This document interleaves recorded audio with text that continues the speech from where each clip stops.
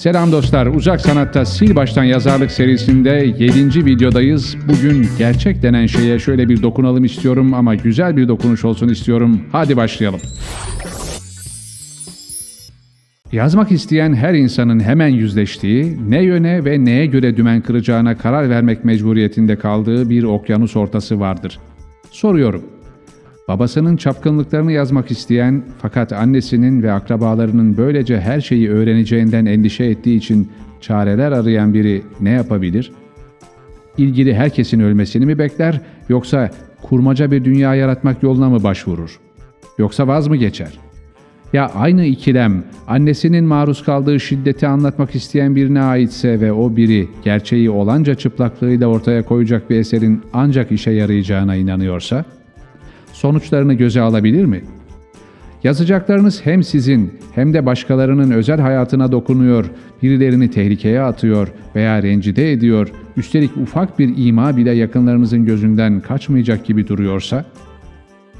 Kimi politikacıların veya kurumların planladığınız siyasi göndermelerinizden rahatsız olup sizi sıkıştıracağından eminseniz? Peki, yazmayı çok arzu ettiğiniz fakat insanların önemsiz bulacağından korktuğunuz gerçekleriniz bulunuyorsa, toplum tarafından dışlanmanıza sebebiyet vermesi olası fikirler kaleme alacaksanız, kimsenin bilmediği bir suçunuzu itiraf etmenizi gerektiren, belki de hapse atılmanızla sonuçlanacak, bir yandan da Raskolnikov gibi içinizi kemiren bir olay sizi itiyorsa yazmaya, ne yapardınız? Son bir tane daha. Çalıştığınız şirketin müşterilerine reva gördüğü haksızlıkları, şirketin adını zikrederek ya da kolayca teşhis edilmesini olanaklı kılacak şekilde anlatmayı göze alır mıydınız? Ha yok, ben gerçeklerden tümüyle kopuk, fantastik şeyler tasarlıyorum diyebilirsiniz şimdi. Size Şirinler çizgi filminin komünizmi sembolize eden karakterlerle örülü olduğu düşünülerek kimi ülkelerde yasaklandığını hatırlatırım. Ama yine de bu bakışınıza asıl yanıtımı sonra vereceğim. Bir roman dahisi, Polonyalı yazar Jerzy Kosinski, gerçeklerle edebiyat ilişkilendirilmek istendiğinde aklıma gelen ilk yazarlardan olur. Çünkü onun boyalı kuş alegorisi konuyu öyle kapsar ki darmadağın odanızı toplayıp içine tıkıştırsanız alacak bir bavula benzer. Hadi önce bunu Kosinski'nin romanından alıntılayıp okuyalım.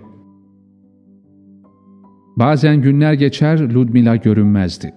O zaman büyük bir kızgınlık gizliden gizliye kemirirdi Lek'in içini. Gözlerini kuşlara diker, saatler boyunca kendi kendine homurdanırdı. Uzun uzun ve günlerce düşündükten sonra en güzel kuşlardan birini seçerdi. Kuşu bileğine bağladıktan sonra bir sürü garip şeyi birbirine karıştırıp kokulu bir boya elde eder, değişik renklerde kutu kutu hazırlardı bu boyadan. Sonra kuşun başını, kanatlarını, boynunu ebem kuşağı renkleriyle bezer, tüylerine bir demet yabani çiçeğin göz kamaştırıcı parlaklığını verirdi. Sonra ormanın içlerine yürürdük birlikte. Epey ilerledikten sonra Lek durur, kuşu bileğinden çözüp bana verir ve ayaklarından tutarak sallamamı isterdi. Boyalı kuş söylenir durur, bağırışına gelen bir sürü kuş tepemizde dönmeye başlardı. Onlara ulaşmak isteyen tutsak debelenir, bütün gücüyle öter, boyalı boynunun içinde kalbi delice atardı. Tepemizde yeteri kadar kuş toplandığına inanırsa Lek bir işaretle tutsağa koy vermemi isterdi. Bulutların üstündeki küçük ebem kuşağı mutlu ve özgür yükselip kardeşlerinin gürültücü sürüsüne katılırdı. Diğerleri bir süre şaşkın bakarken benzerini görmedikleri kuş boşu boşuna kendilerinden biri olduğuna onları inandırmaya çalışırdı. Parlak renklerin iyice şaşırttığı kuşlar onu kuşkuyla inceler, sonra birbiri ardına saldırıp boyalı tüylerini gagalayıp yolmaya koyulurlardı. Tüysüz ve kan içindeki zavallı kuş havada duramaz, düşerdi. Aynı sahne sık sık tekrarlanır, kurbanlarımızı hep ölü bulurduk.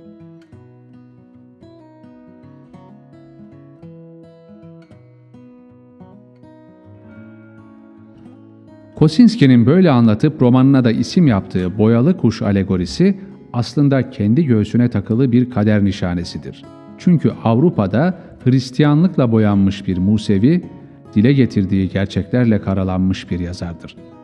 İkinci Dünya Savaşı yıllarında bir çocuğun yaşadıklarını anlatan bu otobiyografik romanı, kendi ülkesinde yasaklanmış, vatan haini ilan edilen Kosinski, aldığı tehditler ve gördüğü baskının ardından olacakları bilsem bu romanı yazmazdım diyecek raddeye gelmiştir. Soyadı, asıl soyadını Nazilerden gizlemek için babası tarafından konulmuş olan yazar, 57 yaşındayken başına poşet geçirerek banyosunda intihar etmiştir. En azından kayıtlara geçen budur. Romanının bir bölümünde veba belirtileri gösteren anlatıcı çocuk da Olga adlı bir kadın tarafından bir tarlaya bitki gibi ekilir. Çocuğun sadece kafası toprağın dışındadır ve bir süre sonra kargalar başına üşüşüp saçlarını gagalarıyla yolmaya başlarlar. Acıdan bayıldığını, ben de kuş oldum ve kardeşlerimin arasına karışıp uçmaya başladım diyerek tarif eder. Bu romanda kuşu kuşlara, atı atlara, insanı ise insanlara öldürtürler. Kosinski'ye göre halk için gerçekler veba gibidir. Kimin dilinden dökülürse onu kendi kardeşlerine yem ederler. Görünen o ki bir yazar için gerçek, karmaşıklığından önce tehlikeli ve sakındırıcıdır. İşte bu sıfatların hakimiyet boyutu, gerçeğin kelimelere dökülmemesi, çarpıtılması veya çarpıtılmaması konusunda yazarda şiddeti ölçülemez baskılar yaratır. Çarpıtmanın derecesini ve mahiyetini kararlaştırırken yazar bu baskıların etkisinde direksiyon sallar. Söz konusu durum bir birey olarak yazarın kendi özel yaşamından başlar, ailesini, arkadaşlarını, memleketini, ülkesini ve nihayet bütün bir dünyayı ilgilendirdiği ölçüde geçmişi kapsar. Geçmiş, yazar geleceği konu edinse dahi eserin kaynağıdır. Çünkü bir kere gerçekleşmiştir. Zaman hep geçmişe birikir. Eylemlerimizi istesek de silemeyiz. İşlediğimiz bir suçtan vazgeçemeyiz. Marcel Proust, elimde kalan tek şeyin geçmişim olduğunu fark ettim der. Aristoteles de bir fiil işlediğimizde onu yüklendiğimizi ve ardından ona katlanmaya başladığımızı söyler. Geçmiş hesap sorucudur. Bu yüzden yazmaya giriştiğimizde aklımızdaki baskı bize pirincin taşını ayıklamamızı veya siyah taşları da beyaza boyamamızı emreder. Öyle yazmalıyızdır ki kim okursa okusun kapımız çalınmamalı, huzurumuzu kaçıracak olaylar cereyan etmemelidir. O halde cevap veririz. Ne planlıyorsunuz? Gerçeği çarpıtacak mısınız? Elbette çarpıtacaksınız gerçeği ama bunu ne amaçla ve ne şekilde yapacaksınız? Ha yok dedim ya ben gerçeklerden tümüyle kopuk fantastik şeyler tasarlıyorum diyor olabilirsiniz. Buna sonraki videolarda geleceğim. Demek ki bir siyasi iktidarın çıkarları, özel hayatın hassaslığı, hukuk kuralları, reklam kanunları, bir bireyin, bir ailenin, bir şirketin veya toplumun kurulu düzeni, dilin imkanları, bilginin sınırları ve aklımıza gelebilecek sayısız şey neyi nasıl yazacağımıza karışır.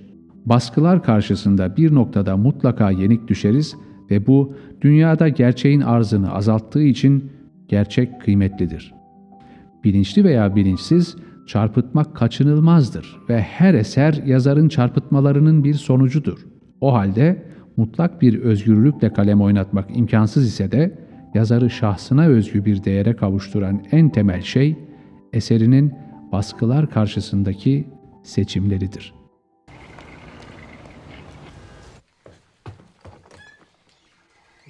Lucy, You schmuck, you bastard. I'd like to cut your fucking head off. you're upset, right? How could you do that? Didn't you know what would happen? What are you Don't! Answer me, prick. You knew. You just didn't give a shit.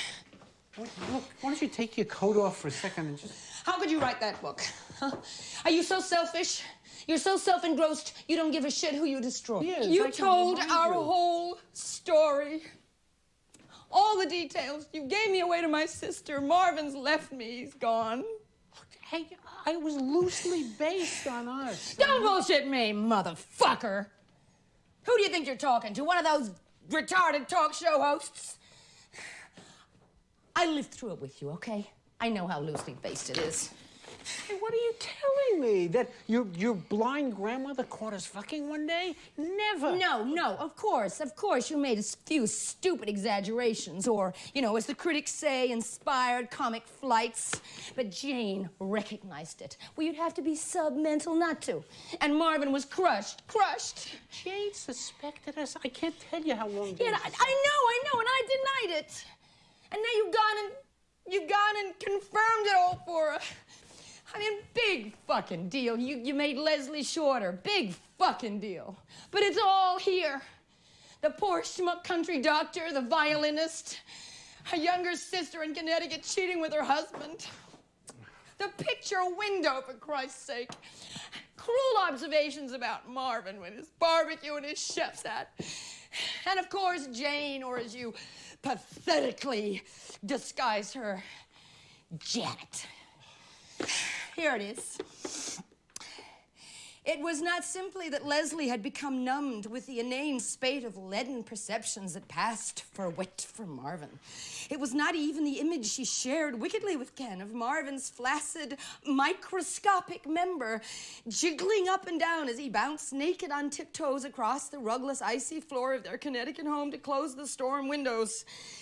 It was that she had never loved him. But wanted to have children to retaliate against her older sister, who did not have a maternal bone in her being and whose every inch, Leslie felt, was occupied by gluttonous self-love. Ken ran his hand over Leslie's large round breasts and mounted her from the rear. Oh, big fucking deal, you gave her large Leslie, breasts. please. Lucy. I'm Lucy, motherfucker. Daha önce Edward Said'in otorite ve tasallut adlı fikirlerinden bahsetmiştik. İşte yazar baskılar karşısındaki otoritesiyle neyi nasıl yazacağını düzenler ve eserini bu otoriteyle ortaya koyar.